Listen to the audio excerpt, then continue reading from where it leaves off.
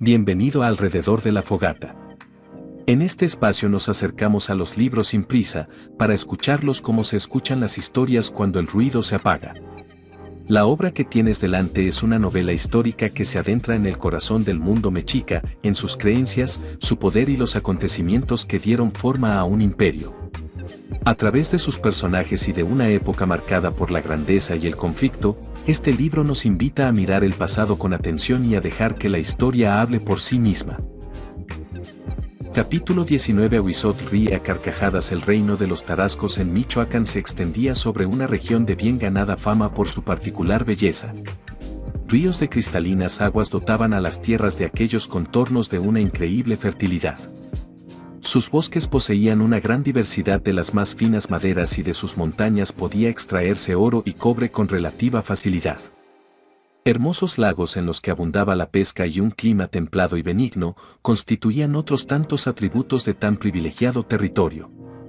Según los relatos contenidos tanto en la tradición azteca como en la de los tarascos o purépechas, ambos pueblos habían partido juntos de Aztlán y unidos realizado gran parte de su largo peregrinaje en busca de un definitivo asentamiento.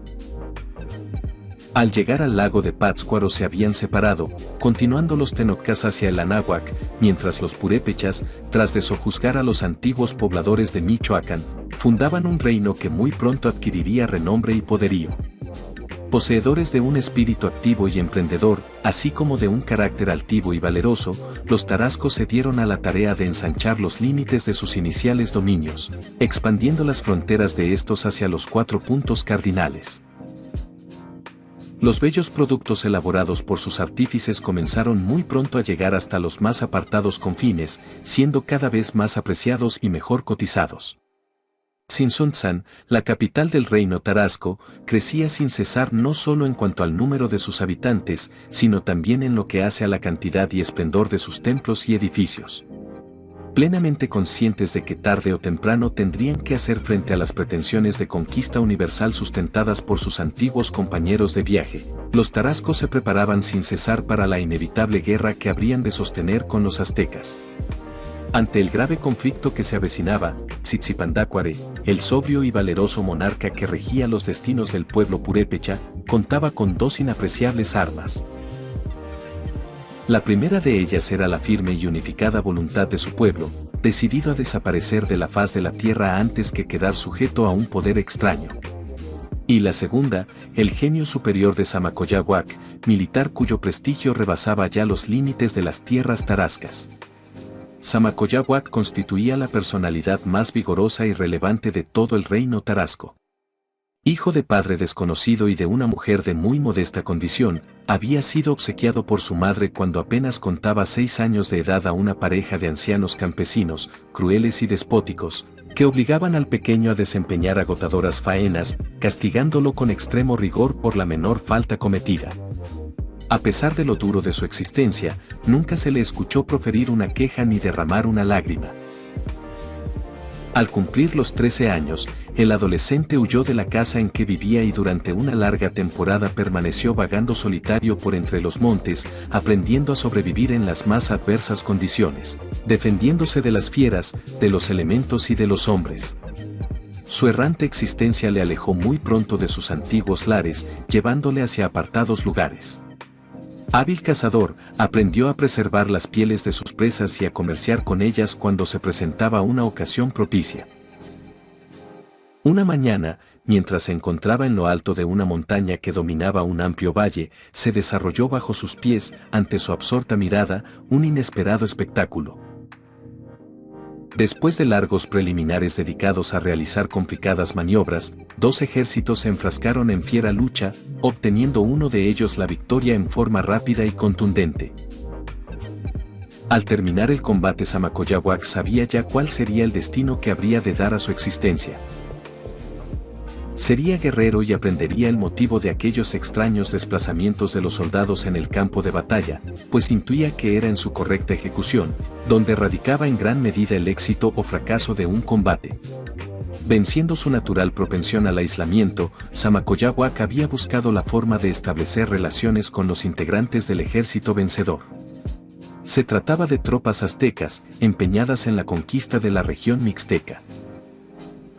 El profundo conocimiento que de aquellos territorios poseía el solitario cazador le había valido para ser aceptado como guía del ejército imperial, iniciándose en esta forma para Zamacoyáhuac un largo periodo de fructífero aprendizaje, pues al mismo tiempo que desempeñaba los más variados y modestos trabajos al servicio de las tropas tenocas, guía, porteador, enterrador, su sagaz iba permitiendo compenetrarse en los secretos de la organización adoptada por los victoriosos ejércitos imperiales, así como en los eficaces métodos de combate que dichos ejércitos utilizaban durante sus incesantes guerras. Inteligencia le una visita a la capital azteca, resultado de su estrecha vinculación con las tropas a las que prestaba sus servicios, no solo proporcionó a Zamacoyáhuac una clara visión del creciente poderío del imperio azteca, sino que le hizo tomar conciencia del ilimitado afán expansionista que dominaba a los tenocas y de la grave amenaza que como consecuencia de ello se cernía sobre el reino tarasco. A pesar de lo amargo de su niñez y del largo periodo transcurrido desde que abandonara el suelo natal, Zamacoyáhuac había mantenido siempre vivo en su interior un sentimiento de profunda devoción hacia su propio pueblo. Así pues, decidió consagrar íntegramente sus energías y los conocimientos que había logrado adquirir en materia militar a la tarea de impedir que el pueblo purépecha fuese sojuzgado por los aztecas. A la primera oportunidad abandonó su trabajo en el ejército imperial y emprendió el camino de retorno hacia la tierra de sus mayores.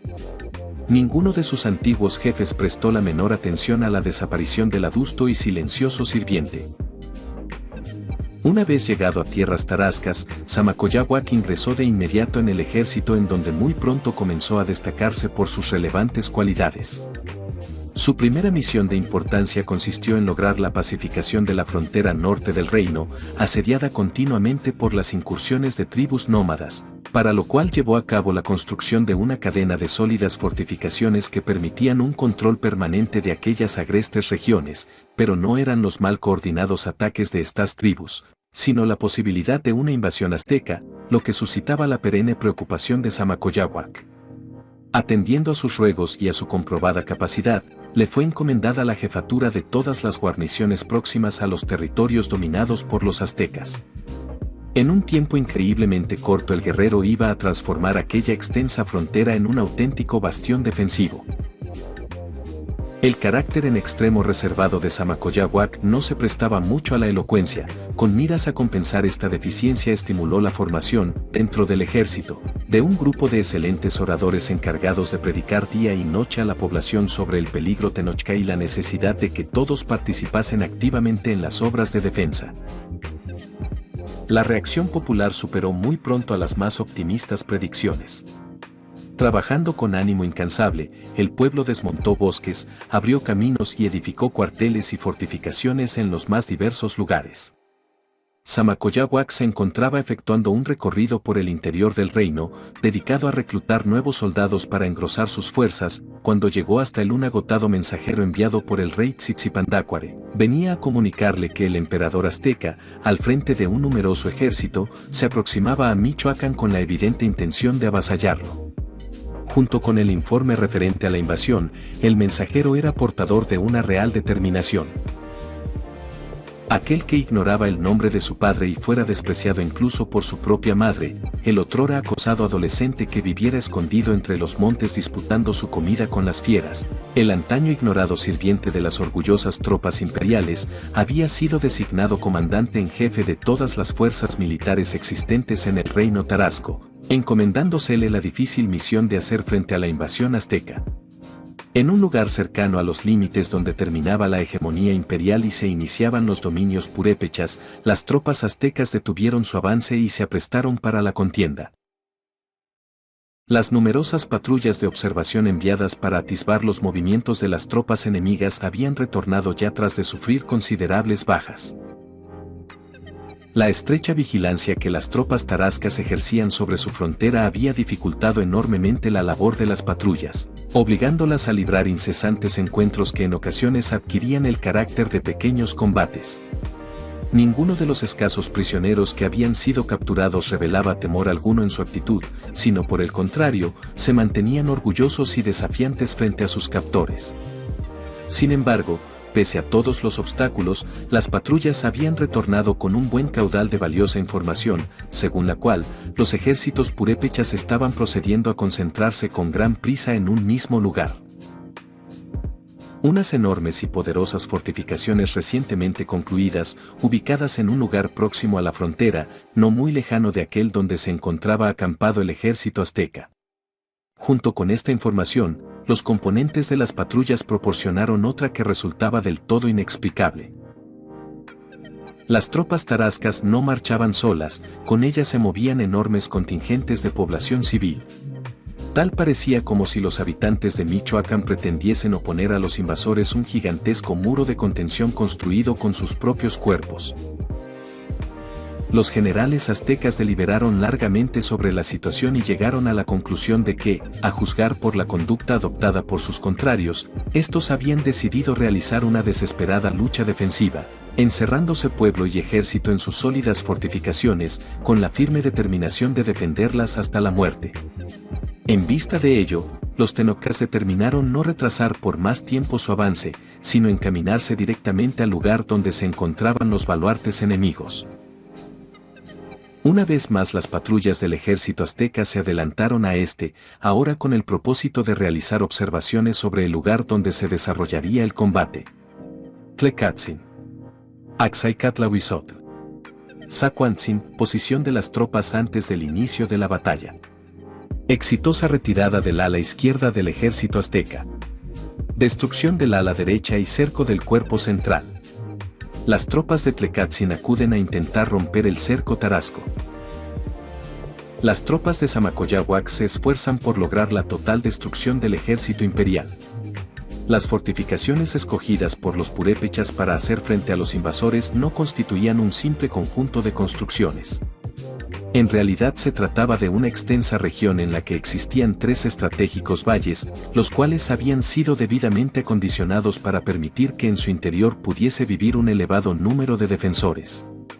En sólidas tendientes convertirlos en las montañas que rodeaban a cada uno de estos valles se habían realizado complicadas obras fortificaciones. Particularmente el Valle Central, que era el más grande de los 3, presentaba un aspecto por demás impresionante. Todas las laderas de las montañas habían sido recortadas y reforzadas con elevados muros de piedra. En lo alto, largas barreras construidas con troncos de árbol protegían a interminables filas de arqueros, que en cualquier momento podían comenzar a lanzar una mortífera lluvia de flechas contra aquellos que intentasen escalar los muros. Un manantial que brotaba en el centro del valle y el hecho de que se hubiesen almacenado con toda oportunidad considerables reservas de alimentos garantizaban la subsistencia de los defensores durante un largo periodo. Los tenocas no tenían ningunos deseos de permanecer meses enteros asediando los baluartes tarascos hasta que sus defensores se rindiesen por hambre, así pues, y contando con la seguridad que les daba el saber que no podían ser atacados por la retaguardia, pues sus rivales se encontraban al frente y encerrados en sus propias defensas, decidieron utilizar la totalidad de sus tropas en un ataque demoledor, encaminado a conquistar por asalto las fortificaciones enemigas. Con este objeto, procedieron a dividir sus fuerzas en 3 secciones. La primera, bajo el mando directo del emperador, tendría como misión atacar el Valle Central. La segunda, comandada por Tlecatzin, se encargaría del asalto al valle situado a la izquierda del ejército azteca. Finalmente, una tercera sección encabezada por Zacuantzin ocuparía los baluartes ubicados en el valle de la derecha.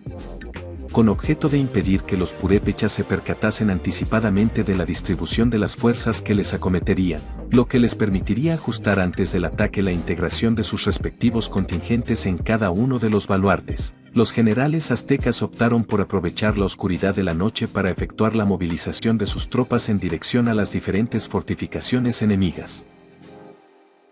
El valle que contenía los baluartes situados a la izquierda del campamento azteca se encontraba bastante retirado de las otras 2 posiciones enemigas, razón por la cual, los guerreros bajo el mando de Tlecatzin fueron los primeros en movilizarse a través de la negrura de la noche.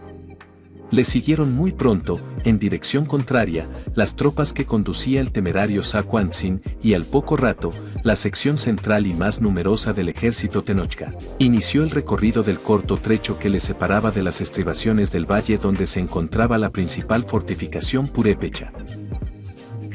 Las tropas aztecas contaban en esta ocasión con un variado arsenal destinado a nulificar las elaboradas obras de defensa a las cuales tendrían que hacer frente. Largas escaleras de madera, gruesos rollos de recias cuerdas, diversos instrumentos para socavar los muros enemigos, enormes escudos destinados a proteger tanto a los que laborasen en la destrucción de los diferentes obstáculos como a los que simultáneamente debían ir venciendo a las tropas contrarias que los ocupaban. Todo había sido cuidadosamente planeado, buscando no dejar nada al azar ni a la improvisación. Después de realizar una última visita de inspección a las tropas del sector central, desplegadas ya en formación de combate, Ahuizotl se encaminó al puesto de mando donde se encontraba el emperador, con objeto de informarle que el ataque podía dar comienzo en el momento en que éste así lo ordenase. Similares informes habían llegado ya de los sectores a cargo de Tlecatzin y Saquantzin. Ahuizotl se disponía a entrar en el improvisado campamento donde se encontraba Axayácatl, cuando se detuvo unos momentos a contemplar con profunda atención las poderosas fortificaciones que se alzaban ante su vista. Aun cuando tanto por la distancia como por los obstáculos tras de los cuales se guarnecían los tarascos resultaba imposible lograr una clara visión de los mismos, podía observarse en lo alto de aquellas murallas a muchos miles de pequeñas figuras que de seguro se aprestaban a presentar una resuelta defensa. Era evidente que la batalla que estaba por iniciarse no iba a constituir una fácil victoria para las fuerzas imperiales. Sin embargo, Ahuizotl se sentía un tanto extrañado ante el plan de combate adoptado por los tarascos, pues no era esto lo que esperaba del genio militar que se atribuía a Zamacoyáhuac. Al asumir una simple actitud defensiva encerrándose tras de sus sólidos baluartes, los purépechas estaban reconociendo que no buscaban vencer a sus oponentes, sino que se contentaban con lograr rechazarlos. Pero esto no pasaba de ser una imposible esperanza, pues por altos que fuesen los muros de aquellas fortalezas y por muy grande que resultase el valor puesto en su defensa, terminarían tarde o temprano por sucumbir ante los bien coordinados ataques del ejército imperial. Además de la extrañeza que le producía la aparente carencia de audacia que revelaba la conducta de sus enemigos, Ahuizotl era presa desde hacía varios días de una pertinaz e insólita sensación, que le inducía a considerar que en alguna forma ya había vivido una contienda semejante a la que estaba por iniciarse. Súbitamente, mientras contemplaba las bien alineadas filas de guerreros aztecas listos a entrar en acción, comprendió cuál era la causa de tan singular sentimiento. Lo que en verdad había estado recordando durante todo aquel tiempo sin tener plena conciencia de ello, eran los relatos que gustaban hacer los ancianos sobre la lucha que en contra de los tecpanecas habían librado largo tiempo atrás los aztecas, en una época en la que él aún no había nacido. Y en realidad existía una marcada semejanza entre los dos conflictos, pues en ambos casos, no eran solo dos agrupaciones de tropas antagónicas las que habrían de enfrentarse, sino, por una parte, un pueblo decidido a perecer antes que perder su libertad, y por la otra, un poderoso ejército adiestrado y dirigido profesionalmente. A pesar de la similitud entre aquellas luchas, concluyó Ahuizotl para sus adentros, resultaba muy diferente la conducta adoptada en ambos casos por los dirigentes aztecas y tarascos, pues mientras los primeros habían sabido utilizar la participación de toda la población en un combate donde se buscaba alcanzar la victoria, los segundos conducían a su pueblo al campo de batalla a tomar parte en una desesperada lucha defensiva que podría retardar la derrota pero no impedirla. Desde lo más profundo de su interior, afloró una duda en el pensamiento de Ahuizotl. ¿Y si a pesar de lo que todas las apariencias indicaban, los tarascos no pretendían tan solo resistir hasta lo último, sino vencer al ejército invasor? Ahuizotl observó con reconcentrada atención los baluartes enemigos, tanto los que se levantaban frente a él a escasa distancia, como los existentes en los valles ubicados a derecha e izquierda. A su mente acudió el relato, tantas veces escuchado, sobre las enormes nubes de polvo con que la población azteca no combatiente había logrado confundir a los tecpanecas durante el transcurso del encuentro decisivo entre ambos contendientes. Una fugaz pero profunda intuición sacudió su conciencia haciéndole captar el paralelismo existente entre las legendarias nubes de polvo y las fortificaciones que se alzaban ante su vista.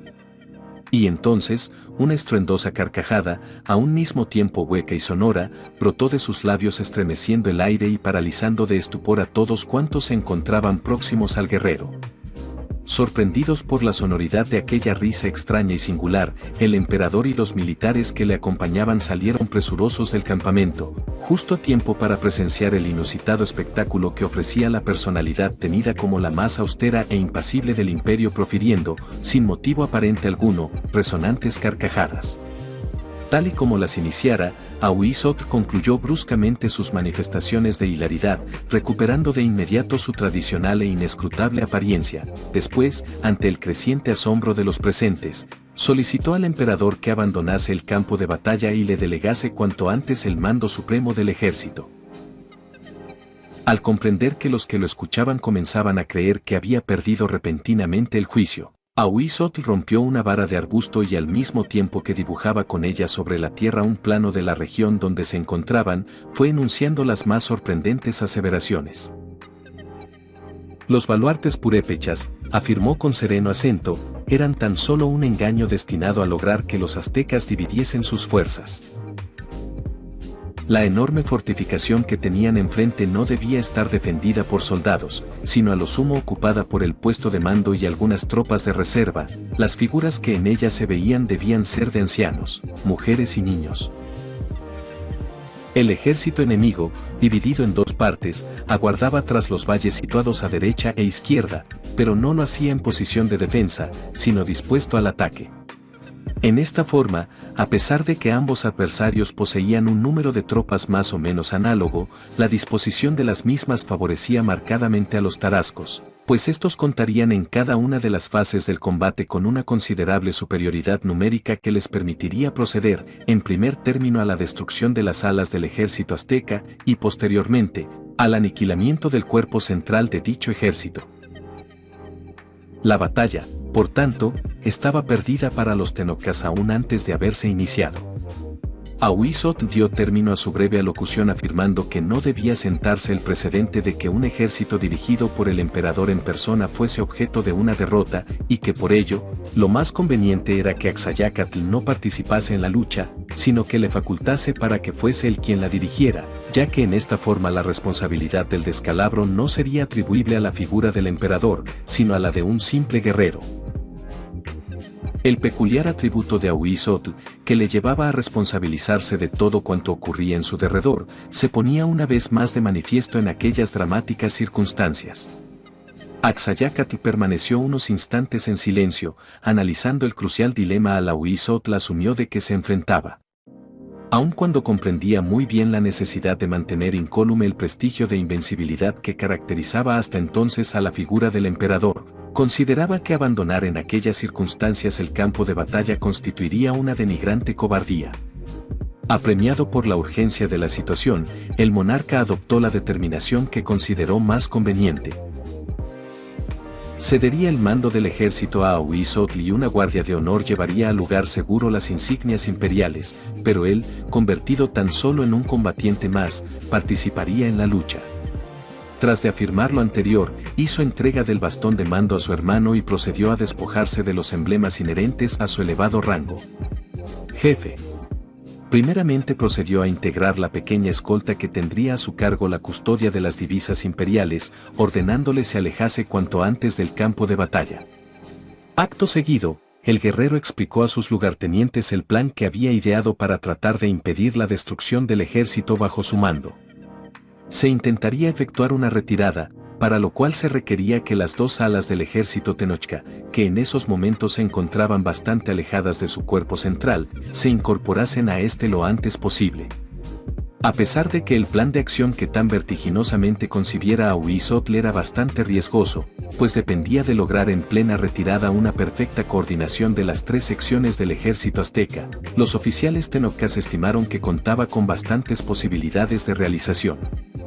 Inmediato sus funciones de comandante desde el pequeño promontorio rocoso que le servía de atalaya, Tlecatzin observó la figura del mensajero que procedente del puesto de mando del emperador se aproximaba con rápida y rítmica carrera. La tardanza en la recepción de la orden para dar comienzo al ataque tenía ya preocupado al hijo adoptivo de Citlalmina, pero ahora, Al contemplar al mensajero que llegaba ante él portando las instrucciones imperiales en una enrollada hoja de papel de amate, Tlekatzin respiró aliviado, firmemente convencido de que aquellas instrucciones contenían tan solo la indicación de proceder cuanto antes al asalto de los baluartes purépechas cuya ocupación le había sido asignada. Los mensajeros del ejército azteca no eran simples transmisores de papeles conteniendo dibujos en clave sobre la forma de efectuar determinadas maniobras en el campo de batalla. En virtud de un riguroso y prolongado adiestramiento, estaban capacitados para completar dichos dibujos con adecuadas explicaciones orales. En esta ocasión, el mensajero Tenochca era portador de las noticias y órdenes más graves e inusitadas de que se tenía memoria en toda la historia del ejército azteca. Al escuchar la narración de lo ocurrido en el campamento del emperador y al enterarse de que le correspondería a él la poco honrosa distinción de ser el primer general azteca que daría una orden de retirada en una batalla, Tlekatzin sintió por unos instantes que el universo entero se desplomaba sobre su persona. Un sordo sentimiento de rebeldía surgió en el interior del forjador de caballeros tigres al conocer el plan trazado por Ahuizotl. ¿Por qué se le ordenaba a él y no a Sacuantzin iniciar la retirada? Las tropas de este se encontraban mucho más próximas a las del sector central y les resultaría por ello relativamente fácil ejecutar la maniobra de incorporarse al mismo. En cambio las suyas se hallaban muy alejadas del resto del ejército y les sería muy difícil efectuar el movimiento de retorno que se esperaba de ellas. Conteniendo a duras penas la cólera y el desconcierto que le dominaban, Tlekatzin dirigió una airada mirada en dirección al distante lugar donde se encontraba el puesto de mando del ejército Tenochca. En virtud de la lejanía, el numeroso contingente de tropas que integraban el sector central semejaba tan solo una pequeña alfombra multicolor, extendida al pie de las principales fortificaciones tarascas. Mientras contemplaba el sitio donde se encontraba el puesto de mando de las fuerzas imperiales, una radical transformación se fue operando en el ánimo de Tlekatzin. Como si en alguna forma su agitado espíritu hubiese logrado establecer contacto con el pensamiento de Ahuizotl, comprendió de pronto los motivos que habían guiado a éste al dictar sus órdenes. En aquellos trascendentales momentos, cuando estaba en juego la existencia misma del ejército azteca, su antiguo discípulo, el guerrero que con fortaleza de inamovible roca había asumido la responsabilidad de conducir una batalla perdida de antemano, depositaba en él su confianza para llevar a cabo la parte más difícil de la única maniobra salvadora que podía efectuarse en tan adversas circunstancias. No se trataba, por tanto, de una misión que entrañase deshonor alguno, sino de la más honrosa distinción que le fuere jamás conferida. Dando media vuelta, Tlekatzin ordenó al mensajero que retornase de inmediato al cuartel central, e informase a Ahuizotl que podía tener la plena seguridad de que cuando el sol estuviese en lo más alto del cielo, el ala izquierda del ejército azteca habría terminado ya su retirada y se encontraría en el lugar señalado para efectuar la reunificación de las tropas. Mientras el mensajero se alejaba con veloz carrera, Tlekatzin descendió de su atalaya y en breve reunión con sus oficiales transmitió a estos, con voz firme y tranquila, las instrucciones concernientes a la forma como debía efectuarse la retirada. Los batallones aztecas, alineados ya para el ataque en largas hileras, procederían de inmediato a cambiar tan vulnerable formación, estrechando al máximo sus filas hasta constituirse en una especie de compacto núcleo, capaz de abrirse paso a través de cualquier obstáculo. La reacción de los oficiales tenocas al enterarse de la inesperada acción que tendrían que desempeñar fue del todo semejante a la experimentada por Tlekatzin. En un primer momento parecieron quedar paralizados por el asombro, pero enseguida, la tranquila fortaleza que emanaba del general azteca pareció comunicarse a sus subalternos, transmitiéndoles su sentimiento de orgullosa distinción por la difícil tarea que les había sido encomendada. Sin pronunciar palabra alguna, pero revelando en sus rostros la firme resolución de llevar a cabo las órdenes recibidas, los militares se dispersaron, encaminándose presurosos a sus respectivos batallones. En compañía de algunos ayudantes, Tlekatzin retornó al promontorio desde el cual podía observar a todas las tropas que integraban el ala izquierda del ejército azteca. Su mirada recorrió uno a uno los bellos estandartes de los diferentes batallones bajo su mando. Un sentimiento de satisfacción le invadió al observar las largas filas de recios guerreros prestos para el combate. En virtud de su larga experiencia en incontables campañas, existía entre él y aquellas tropas una plena identificación. Estos eran sus soldados, los que él había forjado y a los que había conducido de victoria en victoria, venciendo a toda clase de enemigos en las más diversas y lejanas regiones. Mientras contemplaba aquel espectáculo que le era tan familiar, acudió a la memoria de Tlecátzin la repetida narración que le hiciera su madre adoptiva sobre los dramáticos sucesos acaecidos el día de su nacimiento. La muerte de su padre, capitán de arqueros del ejército Tenochca, que pereciera al iniciarse la batalla decisiva contra los tecpanecas, y el fallecimiento de su madre, ocurrido a resultas del parto al finalizar el día, cuando comenzaba ya la desbandada de las tropas de Mastra. Asimismo, recordó también las palabras que, según le refiriera la propia Citlalmina, había pronunciado ésta mientras mostraba al recién nacido el campo de batalla donde triunfaban las tropas aztecas. Llegarás a ser un guerrero ejemplar y tus ojos no verán nunca la derrota de los tenocas. Al meditar sobre aquellas palabras, Tlecátzin comprendió con tristeza que la profecía enunciada por Citlalmina estaba a punto de ser refutada por los hechos. Dentro de unos instantes se iniciaría la retirada de las tropas aztecas y habrían de ser sus ojos los primeros en contemplar tan poco grato acontecimiento. Una repentina determinación cruzó entonces por la mente de Tlecátzin. Apretando con firmeza su afilado puñal de hueso, el guerrero lo introdujo sin vacilación alguna en ambas pupilas, haciendo brotar al instante dos gruesos chorros de sangre de las cuencas de sus ojos. Los ayudantes de Tlecátzin que le acompañaban profirieron ahogadas exclamaciones de asombro y pretendieron sujetar los brazos de su general, pero éste les increpó con recia voz, ordenándoles que continuasen en su sitio, mientras él permanecía inmutable, en actitud firme y erguida, con el rostro sin ojos vuelto en dirección al lugar donde se encontraban sus guerreros, los cuales iniciaban ya la maniobra de reagrupamiento que debía preceder a la retirada. Y fue en aquellos momentos cuando las tropas purépechas hicieron su aparición. Ocultos tras de sus baluartes, los tarascos habían aguardado impacientes el ataque de los aztecas, estimando que su propio contraataque resultaría mucho más efectivo si se producía simultáneamente al asalto enemigo, pero al no ocurrir este y al percatarse de que los tenocas comenzaban a cerrar sus filas para adoptar una formación defensiva, decidieron no esperar más y se lanzaron al encuentro de sus contrarios. La acometida tarasca constituyó una especie de impetuosa avalancha que proviniendo de lo alto del valle se desbordaba sobre la llanura. Los rostros de los guerreros purépechas eran la imagen misma de la fiereza y en cada uno de sus apretados rasgos se ponía de manifiesto la firme decisión que les animaba. Resultaba evidente que el prestigio de invencibilidad de que gozaban las tropas imperiales no producía en ellos el menor síntoma de temor o respeto. A todo lo largo del espacio ocupado por las tropas tenocas se inició un combate mortífero y despiadado. Superadas considerablemente en número, las extendidas filas de soldados aztecas estuvieron en múltiples ocasiones a punto de ser perforadas por todos lados, lo que habría provocado su inmediato y completo aniquilamiento, al quedar reducidas a pequeños grupos aislados.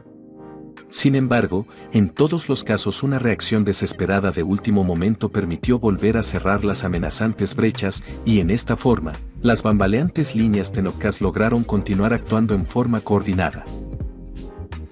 Al mismo tiempo que combatían por doquier rechazando los incesantes ataques de sus adversarios, los aztecas proseguían llevando a cabo, en forma lenta pero ininterrumpida, la maniobra tendiente a estrechar sus filas. Durante el desarrollo de la operación que tenía por objeto convertirse en un sólido conjunto defensivo, la cercana presencia de Tlecátzin constituyó para las tropas imperiales un factor insustituible y determinante.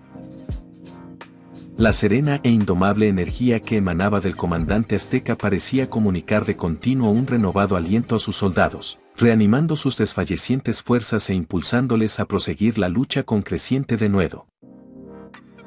Los guerreros aztecas ignoraban que aun cuando ellos podían observar a la altiva figura de Tlecátzin dominando el campo de batalla desde la pequeña protuberancia donde se encontraba, a éste le resultaba ya imposible contemplar la feroz contienda que se libraba en torno suyo, pues sus ojos eran tan solo dos sanguinolentas hendiduras en su noble semblante. Una vez concluido el reagrupamiento, los aztecas iniciaron de inmediato la retirada. Comprendiendo que sus acosados rivales intentaban la escapatoria, los tarascos redoblaron el ímpetu de sus ataques, tratando a toda costa de impedir que los tenocas llevasen a cabo su propósito. Pero el momento crucial del combate para las fuerzas de Tlecátzin ya había pasado. Transformadas ahora en un compacto organismo al que difícilmente podía escindirse, las tropas aztecas avanzaban lentamente, buscando alejarse de la trampa aniquiladora en la que se encontraban. El impacto de varias saetas clavándose sobre su ajustada armadura de algodón indicó a Tlecátzin la cercana proximidad del enemigo. Los ayudantes que le acompañaban corroboraron lo asentado por los proyectiles. Tan solo los integrantes de la retaguardia Tenochca permanecían aún en aquel sitio, la ocupación del mismo por las tropas purépechas se produciría en cualquier momento. Apoyado en los hombros de sus asistentes, Tlecátzin descendió por su propio pie del promontorio en medio de una creciente lluvia de flechas. Las últimas tropas aztecas que restaban por retirarse se constituyeron de inmediato en la segura escolta de su comandante. Al percatarse de la ceguera de Tlecátzin, una profunda tristeza se reflejó en los rostros de los soldados que le custodiaban. Uno de ellos, con voz quebrada por la emoción, comenzó a vitorearle con entristecido y afectuoso acento, siendo secundado al instante por sus compañeros. Atendiendo a las instrucciones de sus oficiales, los batallones purépechas suspendieron en un determinado momento la persecución de sus rivales. Después, tras de una pronta reorganización de sus filas, iniciaron un largo rodeo que evidenciaba su propósito de quedar situados a espaldas del sector central del ejército azteca. Por su parte, las tropas al mando de Tlecátzin prosiguieron su retirada, encaminándose hacia el sitio que les fuera fijado por Ahuizotl. El audaz Sacuantzin, comandante del ala derecha del ejército azteca, aguardaba impaciente la llegada de la orden de ataque en contra de las fortificaciones enemigas. Aquel combate representaba para él la posibilidad de añadir un nuevo e importante galardón a su meteórica carrera militar, confirmando con ello su recién adquirido prestigio de máximo estratego del imperio. Las perspectivas futuras del joven general le eran del todo favorables, lo que le hacía suponer que quizás en un tiempo no lejano llegaría a formar parte del selecto grupo de personas que integraban el Consejo Imperial. La llegada de un mensajero proveniente del puesto de mando interrumpió las cavilaciones de Sacuantzin en torno a su prometedor futuro. El enviado de Ahuizotl era portador de órdenes del todo inesperadas. No solo se cancelaba el proyectado ataque, sino que debía realizarse una inmediata retirada. El asombro inicial de Sacuantzin fue pronto sustituido por una incontrolable ira. Con voz airada, el guerrero comenzó expresando su total desacuerdo con el mandato recibido y terminó negándose a cumplir la orden de retirada, a no ser que ésta fuese confirmada en forma expresa por el propio emperador. Al mismo tiempo que el mensajero emprendía a toda prisa el camino de regreso al cuartel central, una violenta discusión tenía lugar en el campamento de Sacuantzin. Los lugartenientes de este se habían percatado de la índole de las instrucciones impartidas por Ahuizotl, y aun cuando les resultaba del todo incomprensible tanto la razón de las mismas como el hecho de que no fuese ya el emperador quien estuviese dirigiendo la batalla, conocían de sobra la bien ganada fama de inflexible severidad que caracterizaba al autor de dichas instrucciones, y en su mayoría, no estaban dispuestos a asumir las consecuencias que podrían producirse debido a la adopción de una conducta de franco desacato a las órdenes de Ahuizotl. Enfurecido ante la actitud de sus oficiales, Sacuantzin acusó a estos de cobardía y anunció que no esperaría ni un instante más para dar comienzo al esperado ataque, sino que secundado por todos aquellos que quisieran seguirle, se lanzaría de inmediato al asalto de las posiciones enemigas. Dando por terminada la reunión, los oficiales se dirigieron a sus correspondientes batallones e iniciaron la movilización de estos en una doble y contradictoria maniobra. Los escasos capitanes adictos a Sacuantzin marcharon hacia adelante seguidos por sus tropas, mientras la mayor parte de las fuerzas iniciaban la retirada en medio de un gran desorden, pues no había nadie que estuviese a cargo de coordinar adecuadamente esta acción. Recién daba comienzo el ataque que encabezaba Sacuantzin, cuando sobrevino el contraataque tarasco. Descendiendo por incontables lugares desde la parte superior del fortificado valle, la acometida de los guerreros purépechas adquirió desde el primer momento la fuerza irresistible de un huracán devastador. De nada valió la innegable y desesperada valentía con que Sakwantzin y sus hombres intentaron hacerles frente. Muy pronto se vieron envueltos y arrollados por la aplastante superioridad numérica de sus contrarios. Ciego de ira e impotencia, Sakwantzin se lanzó en medio de sus rivales buscando abiertamente la muerte. Su deseo no tardó en verse cumplido. Un círculo implacable de guerreros tarascos se cerró sobre su persona, convirtiéndolo en pocos instantes en una masa informe e irreconocible. Sin pérdida de tiempo, los purépechas se lanzaron en persecución de las tropas aztecas que se retiraban. Les dieron alcance y se trabó de nueva cuenta el combate. Carentes de una dirección que organizase el repliegue, los batallones aztecas marchaban separadamente. Al sobrevenir el ataque, varios oficiales intentaron efectuar un reagrupamiento que permitiese presentar una mejor defensa, pero ya era tarde para lograrlo. Las tropas tarascas se introducían por todos los espacios que separaban a los batallones tenocas, aislándolos y condenándolos a un seguro aniquilamiento. La lucha entre ambos contendientes fue rápida y despiadada. Aún a sabiendas de lo inevitable de su derrota, los tenocas se defendieron con feroz determinación intentando causar el mayor daño posible a sus contrarios. Uno tras otro los aislados grupos de guerreros aztecas fueron exterminados. El triunfo de la estrategia purépecha en aquella sección del frente había sido contundente y definitivo. Al escuchar el informe del mensajero sobre la negativa de Sakwantzin a ejecutar la orden de retirada, Ahuizotl comprendió que todos sus planes para salvar el ejército azteca de la trampa en que se encontraba amenazaban con venirse abajo. Sin manifestar la menor alteración ante tan inesperado contratiempo, procedió a dar instrucciones a Tizoc para que se trasladase de inmediato al campamento del indisciplinado general, y tras de hacerse cargo del mando de sus tropas, llevase a cabo el proyectado repliegue. Antes de ello, Tizoc debía despojar a Sakwantzin de sus insignias militares y darle muerte en castigo a su insubordinación.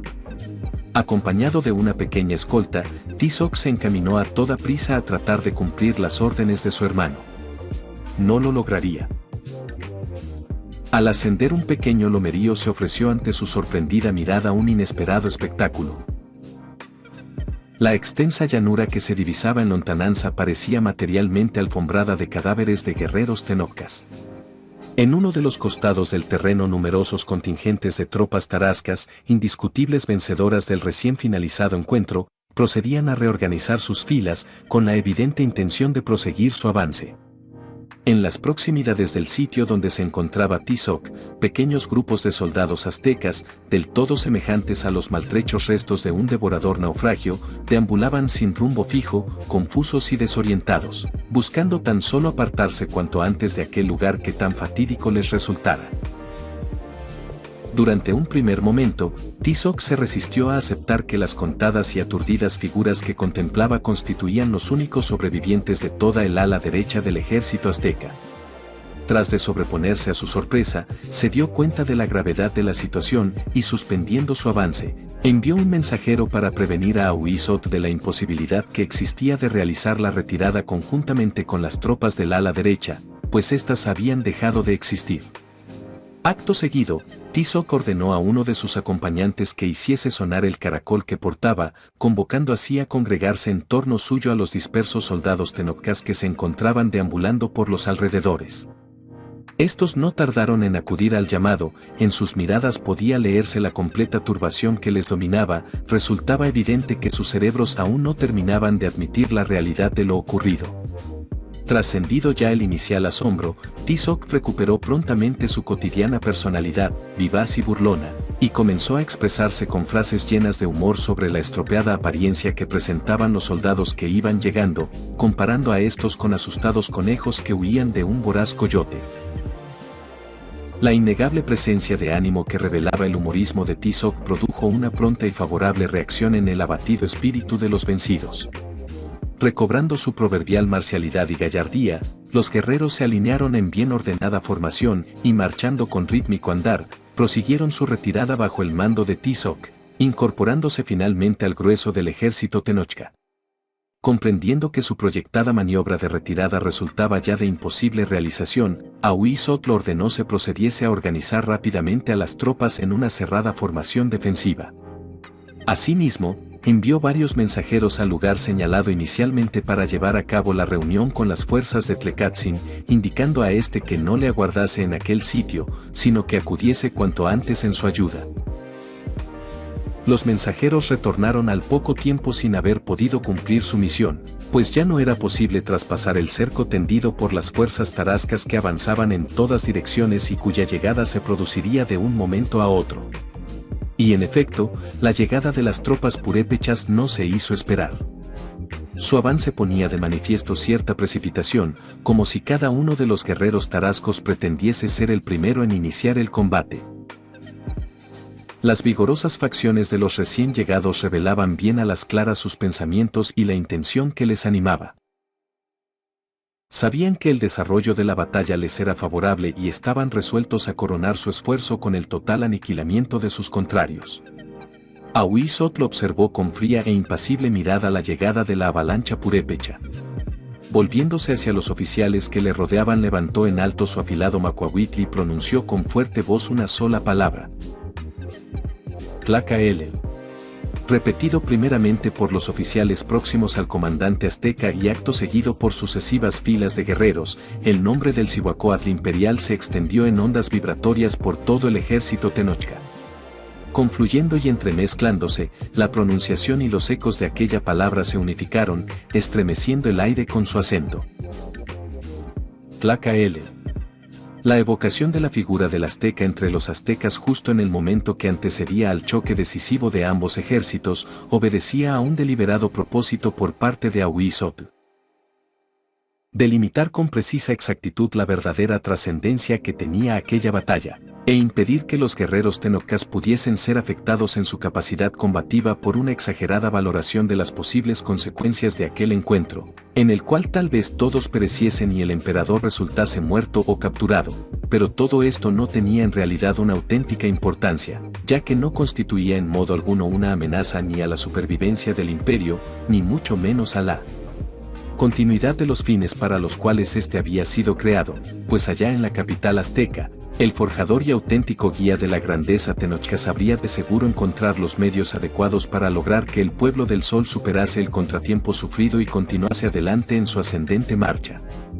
No quedaba, por tanto, sino que en esos momentos cada guerrero olvidase cualquier otra preocupación que no fuese la de concentrar toda su atención y energía en el combate que se avecinaba. La furiosa arremetida de las tropas tarascas hizo estremecer al ejército azteca y estuvo a punto de lograr su desorganización, pero la cerrada formación de las filas tenocas les permitió absorber el impacto y permanecer aferradas al terreno. El encuentro adquirió desde el primer momento un inusitado frenesí que tenía algo de anormal y sobrehumano, como si ambos contendientes se encontrasen poseídos de una poderosa energía que les permitía destruirse con asombrosa rapidez y eficacia. Batallones enteros quedaban fuera de combate en un abrir y cerrar de ojos. Nadie cedía un paso, prefiriendo en todo caso quedar muerto en el mismo sitio donde combatía.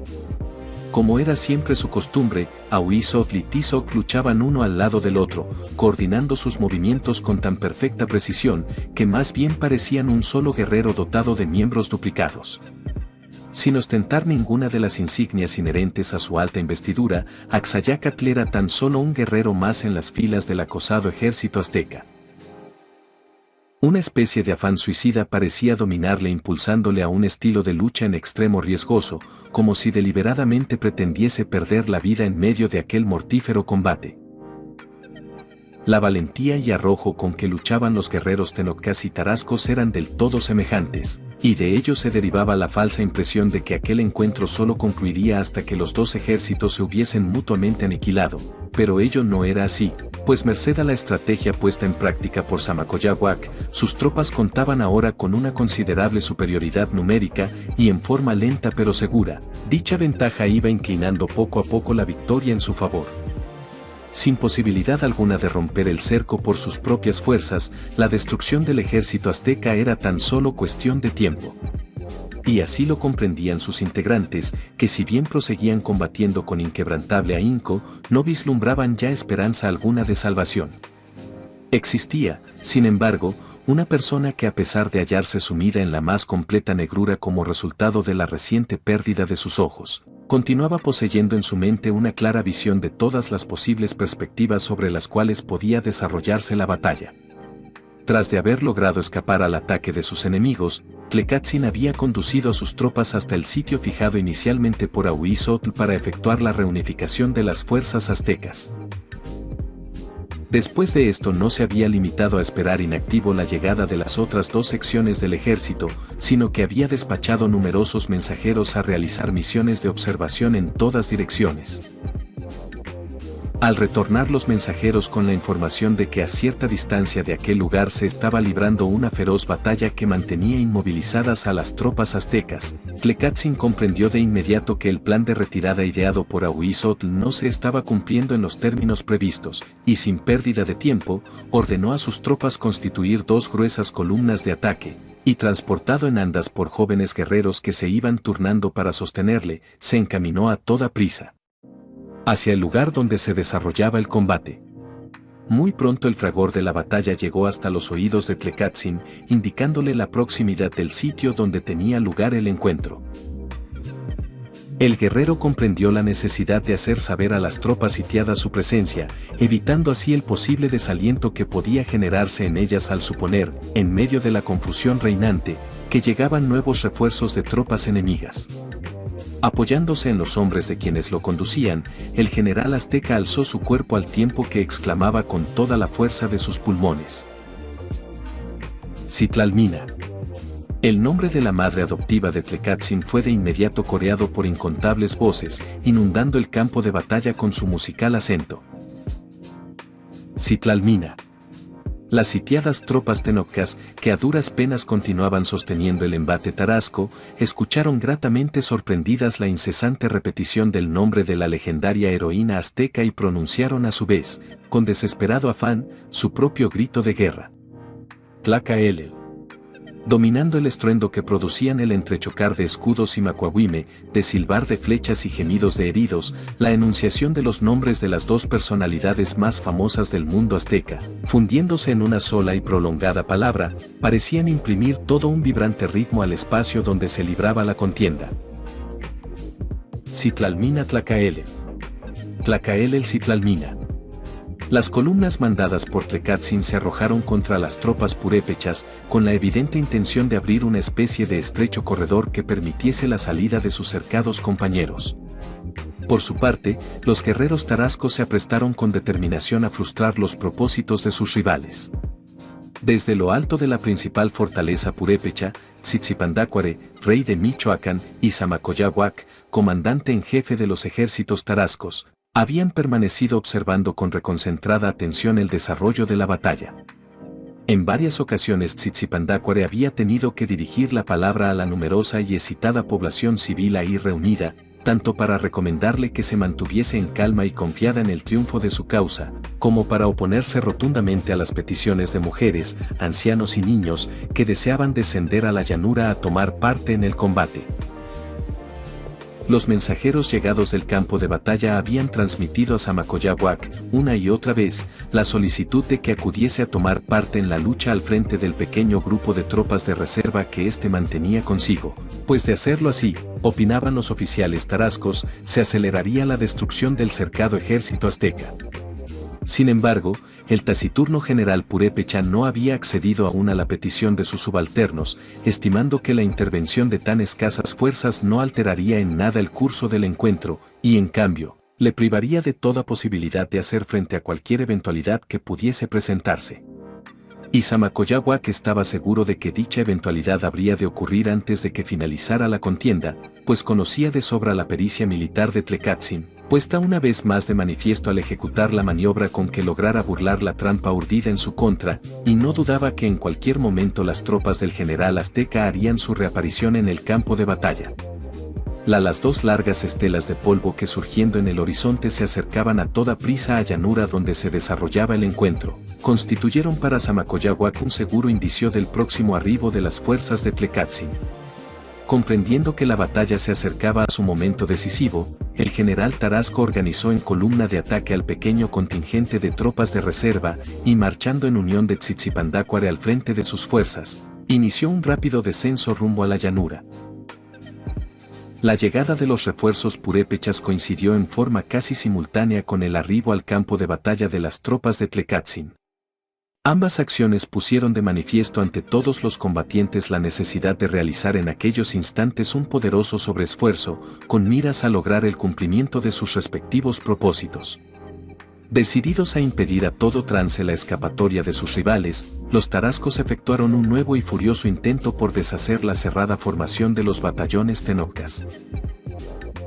Los aztecas, por su parte, al percatarse que se presentaba ante ellos una esperanza de salvación, sacaron fuerzas de su agotamiento, y al mismo tiempo que proseguían luchando para impedir la ruptura de sus cuadros, intentaron un desesperado contraataque justo en el lugar por donde arremetían las tropas de Tlekatzin. Deseando llevar a cabo un acto que produjese la consternación en sus rivales y terminase por ocasionar la anhelada y al parecer ya inminente desorganización de sus filas, Zamacoyáhuac procuró localizar, desde el momento mismo de su arribo al campo de batalla, el sitio donde se hallaba el emperador azteca. Aun cuando Axayácatl no lucía insignia alguna sobre su persona, muy pronto fue descubierto por la aguda mirada del comandante purépecha, quien arrollando a todo aquel que se interponía en su camino, logró irse aproximando al mandatario azteca. Axayácatl pareció adivinar que el fornido general tarasco que se acercaba derribando guerreros tenocas cual si fuesen débiles cañas, era precisamente el causante del inusitado apuro en que se encontraban las fuerzas imperiales, y a su vez, buscó también aproximarse a su rival, con el claro propósito de enfrentársele. Muy pronto ambos personajes se hallaron frente a frente, iniciándose al instante una cerrada contienda. Axayácatl era famoso por su habilidad en el manejo del macuahuit y el escudo, armas que sabía utilizar con inigualable pericia. Sin embargo, en esta ocasión le dominaba un incontrolable sentimiento de furia, pues presentía que aquella figura con la que luchaba, personificaba todo el espíritu de oposición de los tarascos a los propósitos tenocas de predominio universal. El afán de abatir cuanto antes a su adversario llevó al emperador a cometer un leve error en la sincronización de sus movimientos. Pretendiendo dar mayor impulso al brazo para lanzar un golpe, apartó ligeramente su escudo desprotegiendo así su cabeza durante un tiempo no mayor al de un parpadeo. El pequeño resquicio fue llenado al punto por el macuahuitl de Zamacoyáhuac, lanzado con la fuerza y la velocidad de un zarpazo.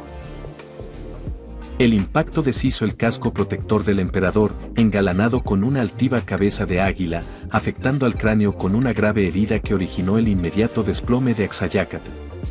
Incontables brazos tenocas se lanzaron al rescate del cuerpo del monarca, apartándolo con prontitud del centro de la lucha. En contra de lo previsto por Zamacoyáhuac, el derrumbe del emperador no ocasionó mayores consecuencias en el desarrollo del combate. La transferencia de mando realizada por Axayácatl en favor de Ahuizotl no había sido un acto puramente formal, sino que correspondía a una auténtica realidad, y el impasible guerrero azteca era ahora la fuerza de sustentación que permitía a las acosadas fuerzas imperiales mantener su coherencia. Al advertir su error, Zamacoyáhuac buscó de nueva cuenta entre sus rivales al dirigente del ejército tenochca. No tardó en percatarse de la presencia de Ahuizotl, quien en unión de Tizoc continuaba derribando a cuantos se atrevían a cruzar sus armas con las suyas. Una sola mirada bastó al general purépecha para entender que era aquel guerrero y no otro quien constituía en esos momentos la voluntad conductora de las fuerzas imperiales. Teniendo siempre a su lado a Tzitzipandácuare, el comandante tarasco se fue abriendo paso rumbo al sitio donde se encontraba Ahuizotl, quien había observado ya la proximidad de Zamacoyáhuac, y a su vez, buscaba también la forma de llegar junto a él para enfrentársele. Cuando todo parecía indicar que el encuentro entre ambos comandantes tendría forzosamente que producirse, la batalla tomó de repente un nuevo giro.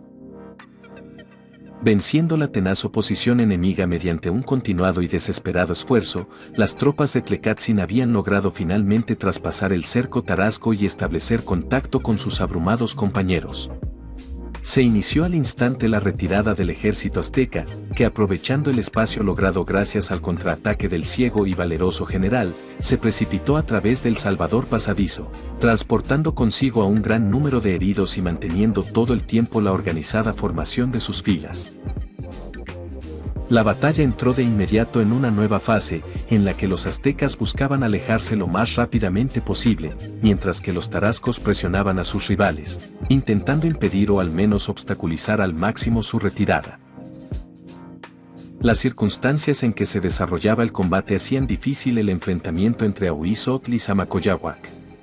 En realidad habría bastado con que el guerrero azteca retrocediera más lentamente o el general tarasco acelerase ligeramente su avance, para que el encuentro se produjera, pero en aquellos instantes, ambos comandantes encarnaban en su persona la voluntad conductora que guiaba a los ejércitos en pugna, y la sincronización entre sus acciones y la actuación de sus respectivas tropas era de tal grado, que de variar alguno de ellos el ritmo de su avance o retroceso, se produciría de inmediato un cambio de idéntico sentido en todos los soldados bajo su mando, lo que fatalmente pondría en peligro al ejército que así actuase.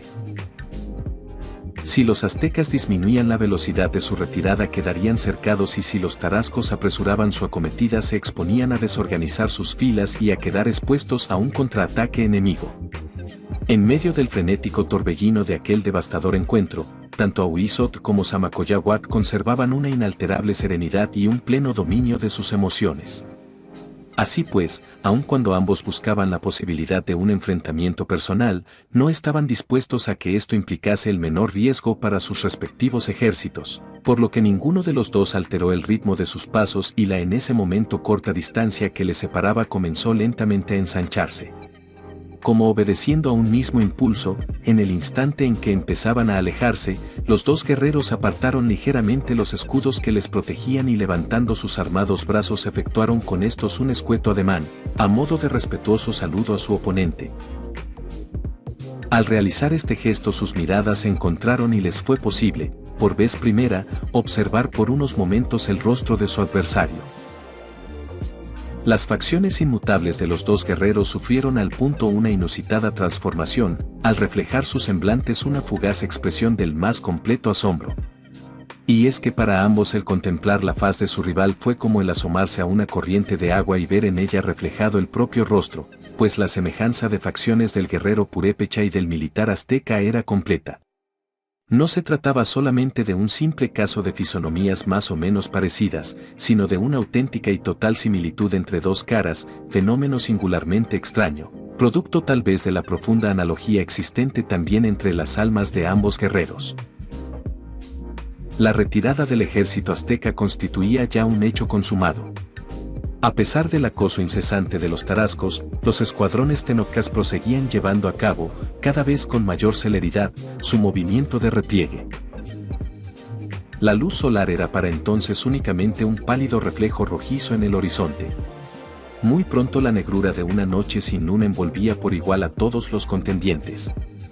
Inopinadamente, una recia tempestad se abatió sobre el campo de batalla, poniendo punto final al combate, pues con la excepción de pequeños grupos de guerreros separados del grueso de las tropas, que entre las tinieblas y el fango continuaban luchando hasta su total exterminio, ambos ejércitos dieron por concluidas las hostilidades e iniciaron la tarea de organizar, en medio de las consiguientes dificultades, sus respectivos campamentos.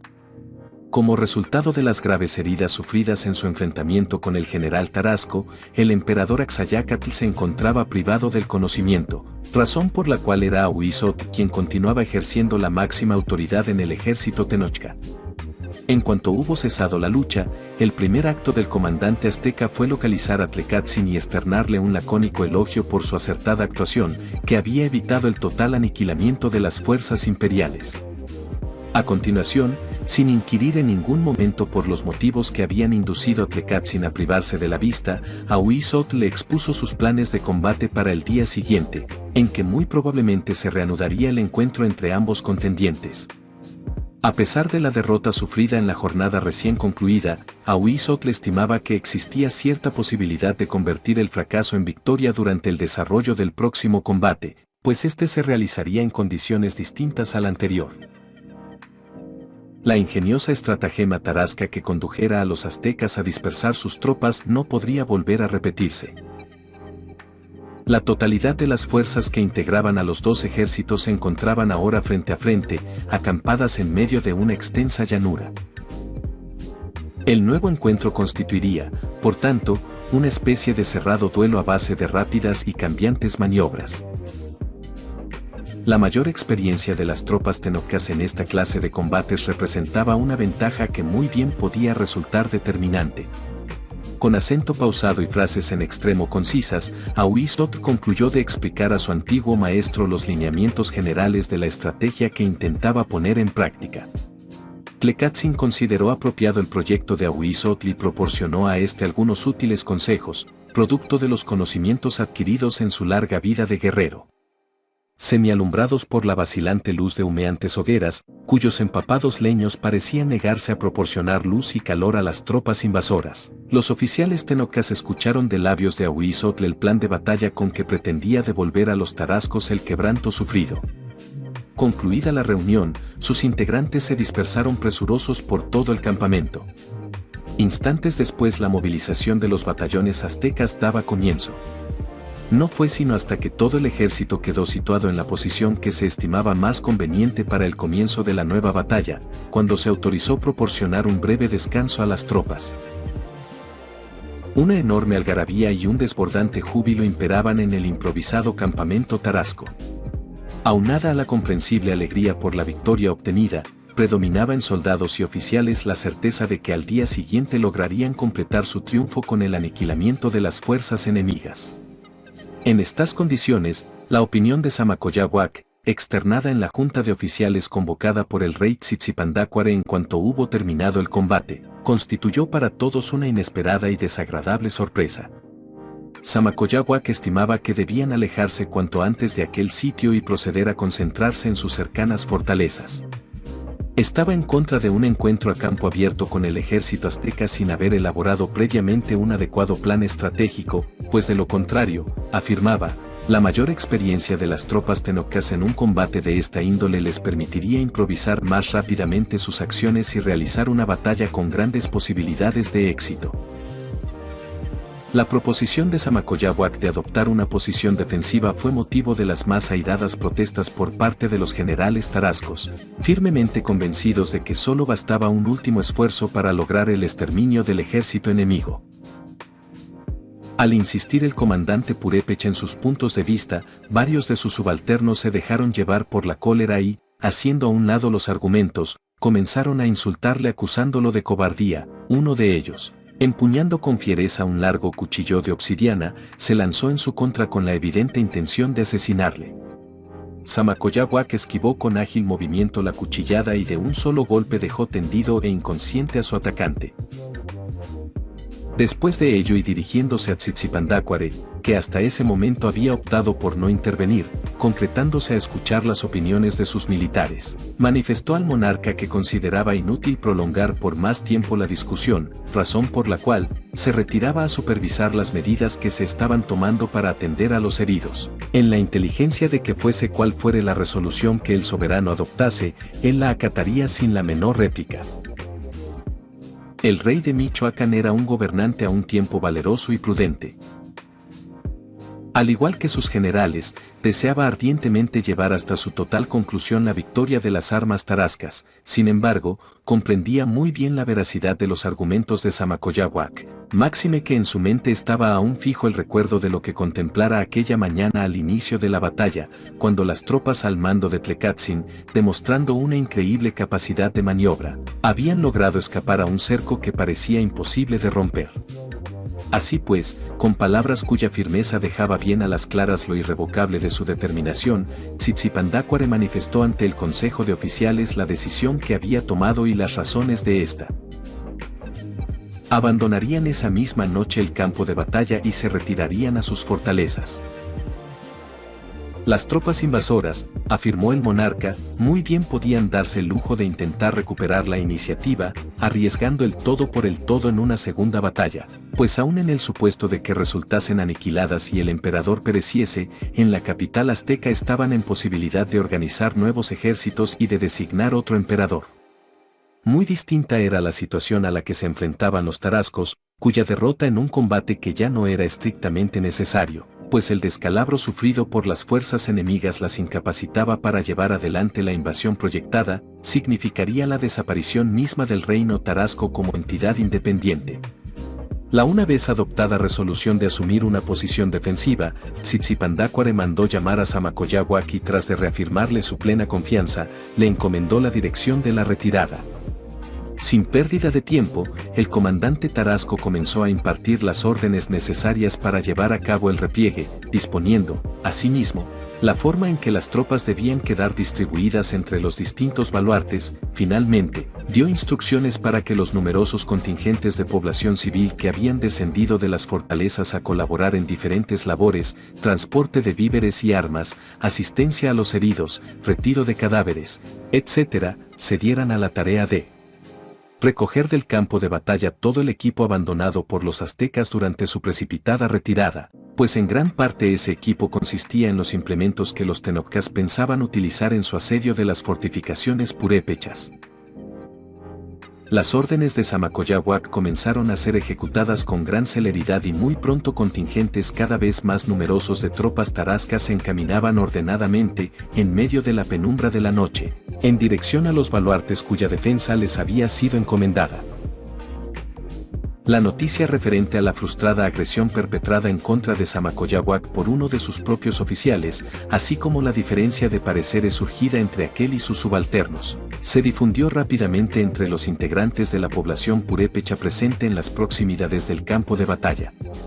De inmediato la población civil dio a conocer cuál era su unificada opinión al respecto. Vítores incesantes y entusiastas en favor del general Tarasco, proferidos por gente del pueblo, comenzaron a dejarse oír por doquier.